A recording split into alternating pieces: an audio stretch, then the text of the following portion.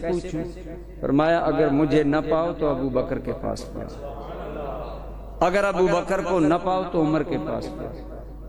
اشارات صحابہ کرام فرماتے ہیں حضور کے دور میں، حضور کی موجودگی میں حضرت صدیق اکبر کے ہوتے ہوئے کوئی دوسرے آدمی کے بارے میں عظمت اور سبقت یا امامت کا کوئی تصور صحابہ کے ذہن میں ہو، یہ تھا ہی نہیں۔ اتنا معاملہ واضح تھا، لیکن اس کے باوجود اسلام نے کیا حکم بنایا کہ اپنا امام، خلیفہ اور نائب تم خود بناؤ، لیکن ہر بندے کو ووٹ کا حق نہیں ہے جیسے آج ہمارے ہاں مغربی جمہوریت۔ ایک پی ایچ ڈی آدمی ہے، ڈاکٹر ہے، تجربہ کار ہے، بہت بڑا سکالر ہے، اس کا بھی ایک ووٹ ہے، اور ایک گدھا ہانکنے والے آدمی کا بھی ایک ووٹ ہے۔ ایمان سے بتائیں کیا یہ انصاف ہے؟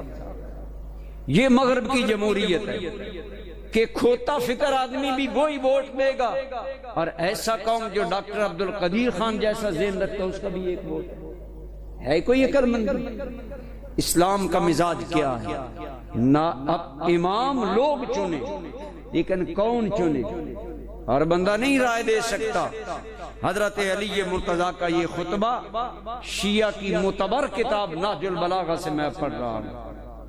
حضرت علی مرتضیٰ شیر خدا کرم اللہ تعالی وجل کریم نے فرمایا انما الشورى للمہاجرین والانصار، مشورہ دینے کا حق مہاجرین و انصار ان مسلمانوں کو ہے جنہوں نے جان تلی پر رکھ کر اسلام قبول کیا، جن کی کوئی حیثیت ہے۔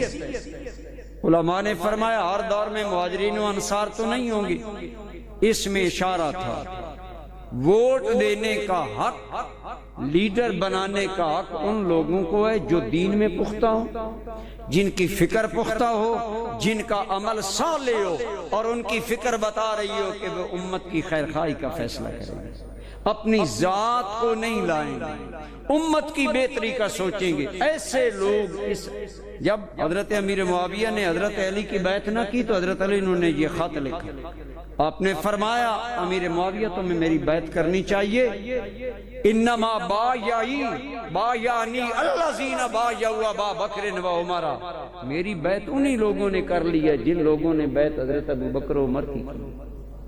حضرت علی نے گواہی قائم کی اس بات پر کہ ان لوگوں کو حق حاصل ہے، لہذا ہمارے ہاں نظام تو بن نہیں رہا، لیکن میں بنیاد عرض کر رہا ہوں اسلام کے اندر نامینیٹ کوئی بندہ امام اور خلیفہ نہیں ہوتا۔ ایک بات لوگ مقرر کرتے ہیں، اور عام لوگ مقرر نہیں کرتے، بلکہ اس کے لیے ایک سطح رکھنی چاہیے، علم کی بھی، فکر کی بھی، کردار کی بھی۔ اس سطح کے لوگ جب بیعت کر لیں، حضرت سیدنا صدیق اکبر، حضرت عمر، حضرت عثمان، حضرت علی، چاروں کی بیعت اہل مدینہ نے کی، اور مدینہ میں اکثر مہاجرین و انصار تھے یا ان کی اولادیں تھیں، اور وہ دین میں بڑے پختہ لوگ تھے۔ جب انہوں نے بیعت کر لی، خلافت ثابت ہو گئی، امت کی امامت ثابت ہو گئی۔ لہذا اس لیے امت کے اندر یہ امت کو اختیار دیا گیا کہ یہی وجہ ہے۔ آپ دیکھیں پوری دنیا میں اب ہماری پوری عرب سٹیٹ میں وہاں بادشاہ، سعودی عرب ہو، عراق ہو، شام ہو، اردن ہو، اب شام میں لاکھوں انسان قتل ہو رہے ہیں صرف اس لیے کہ بشار الاسد اپنی حکومت بچانا چاہتا ہے، اور وہ انوار السادات کا بیٹا ہے، میرا باپ بادشاہ تھا لہذا بادشاہی میرا حق ہے۔ اب اپنی اس حق کے بادشاہی کے لیے وہ ہزاروں انسانوں کو موت کا لقمہ بنا رہا ہے۔